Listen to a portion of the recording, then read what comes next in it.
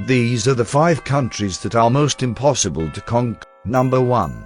The United States of America. We all saw this one coming, so let's get it out of the way early and start with what I know many are thinking. Any invader of the United States isn't facing just the US military. They're facing all 330 million Americans. Yes, there are more weapons than people in the US, and that's just considering the guns we know about. Americans are allowed to design and build their own weapons in many states without ever having to register. This means every American with an arsenal can recruit and train their own band of Wolverines. Even if an invader managed to take control of the civilian population, and that's a big if, they'd still have to get through the best trained, best equipped military in the world, recruited from the very violently pro-America people I was just telling you about. Then, they have to hold on to that territory without getting killed and without the locals organizing against them. Many major cities are already organized and armed and ready to go killing again once the war dies down a bit. Albuquerque, Houston, Oklahoma City, Detroit, Baltimore, New York City, whether the invasion moves from east to west or west to east, there are a lot of pressure points invaders need to secure before moving on. Which brings up another point: America is huge. Our 4 time zones contain 7 different climate regions, not to mention everything from high mountains to marshland, swamps to deserts, and in some places, a lot of flat nothing. Just going across the mighty Mississippi River without a bridge is enough to kill off a good chunk of an army, while the residents of East St. Louis are using it as target practice. When the invaders get out of the actual geographical features of the United States, the invader will enter some of the largest cities in the world, 3 of which are in the top 100 in terms of population, and many are full of the aforementioned gangs and violent extremists groups.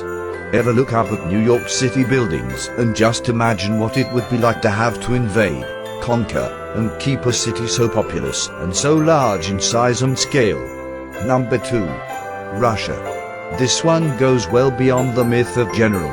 Russia projects power regionally, but its armed forces is not as great as Putin is hyping it up to be lately. But if invaded, Russia doesn't have to project anything, and its legendary toughness can really bloom, even in the middle of the freezing Russian winter.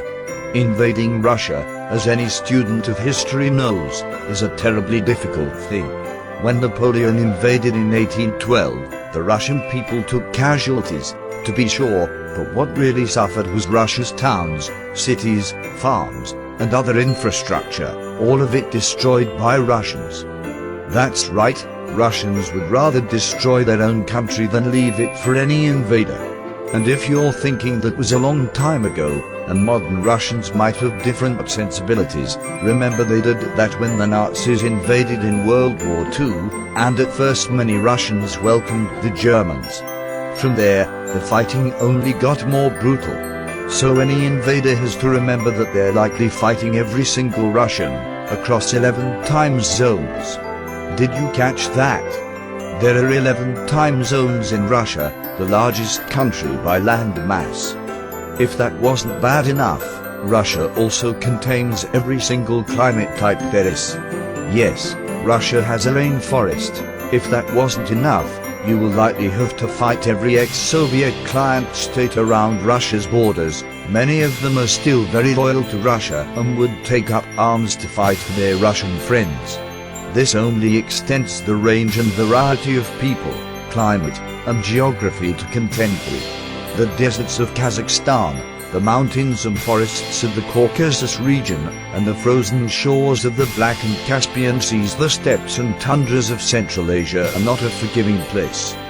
Just like the Americans who would take up arms against an invader, the Russian and pro-Russian people living in these areas will too. These are hardy, gun-toting, skilled hunters who have no compulsion about killing an invader, having grown up with their parents' and grandparents' stories about fighting the Great Patriotic War against the Nazis, which included the deadliest fighting in the history of human warfare at Stalingrad. Number 3. Afghanistan. Despite what every successive American general would have you believe for the past 20 years, victory in Afghanistan is not just around the corner. Every invading empire who thought victory was just around the corner in Afghanistan really just helped contribute to Afghanistan's legacy as the graveyard of empires.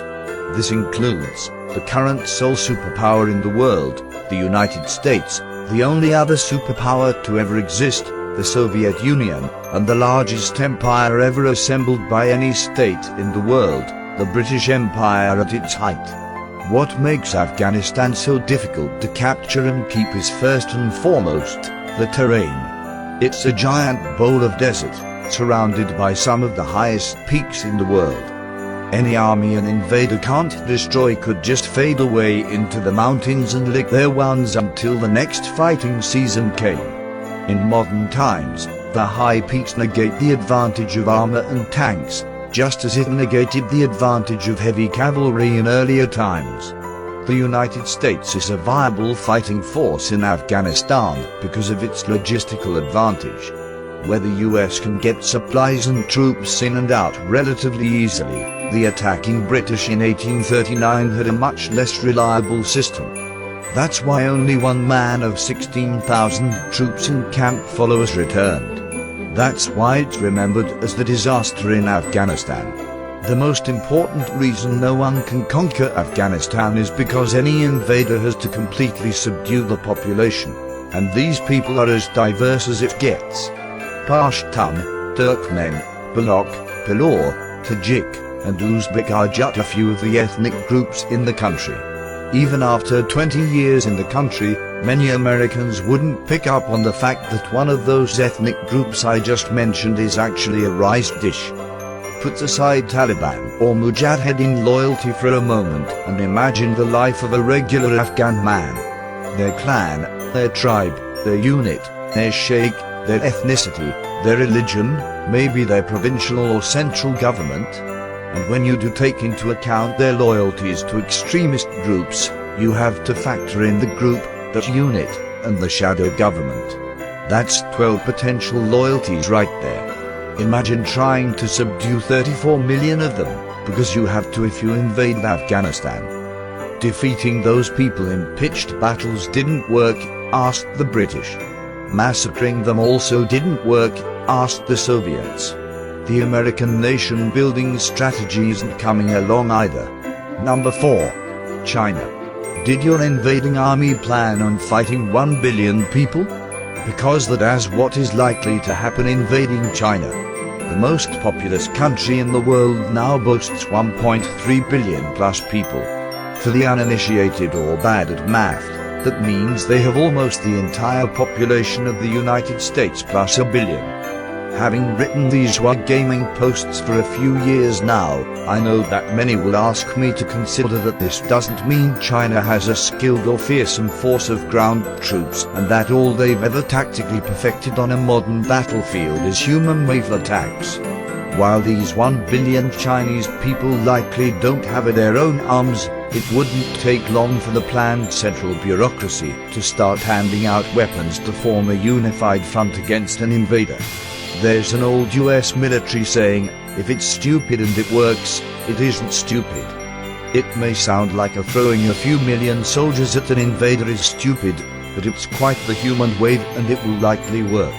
So even if the numbers of the Battle of the Kosin Reservoir are repeated, and it takes 10 Chinese divisions to repel 1 Marine division, the Marines will need to send 25 divisions just to establish a beachhead. The fun doesn't stop just because the invader made it ashore. China is as massive as the United States, with a diverse climate and diverse geographical features. It's surrounded by extreme weather and oceans on all sides, so invaders will have to be prepared for the impassable Gobi Desert and the jungles of Southeast Asia, not to mention the mountainous, snowy Himalayan regions which will make air support difficult. If invading troops aren't massacred along the way by bands of the Chinese People's Liberation Army, then they still get to contend with a variety of tropical diseases, along with the diseases that come from overpopulation and pollution. This is just him fighting a conventional war. The Chinese are the masters of ripping off foreign technology, so an invading army would have to assume that the country they're invading will also have all the technological prowess of the United States, and with its 750 million plus person manpower and strong economy, they're ready to grind on for a long time. Number 5. India. This is probably the only entry on the list many readers didn't predict. India is a formidable place to invade. To the north and east lay harsh Himalayan mountain passes. Dry deserts makes up roughly half of India's northwest regions. In the southwest, India is wet and tropical, limiting the best places to land an ocean-borne invasion force. That is, if you ever get to land an invasion force on the subcontinent. Part of India's major naval strategy is to flood her territorial waters with enough submarines to sink both enemy warships and enemy landing craft while strangling sea lanes of enemy shipping. This tactic has been in place for a long time, since before China's foreign policy went from one of peaceful rise to crouching tiger. Since the British left India in 1947, they've had to deal with Pakistan on a few occasions and even went to war with China once before. Ever since, China and Pakistan have only grown closer, so India's entire defense strategy has to be predicated on the idea of fighting a war on two fronts, and they're ready for it. Fighting in India is not a small matter, as any Indian general will probably tell you. The height of the Himalayan mountains makes air support very difficult, even impossible at times. India can't rely exclusively on one benefactor, meaning it can't just choose to be closer to the USA or Russia. India cares about Pakistan and China and will accept any tech or gear that helps them win that war. As such, their near limitless manpower, religious fervor, and billion-plus population would make them a formidable opponent on any front.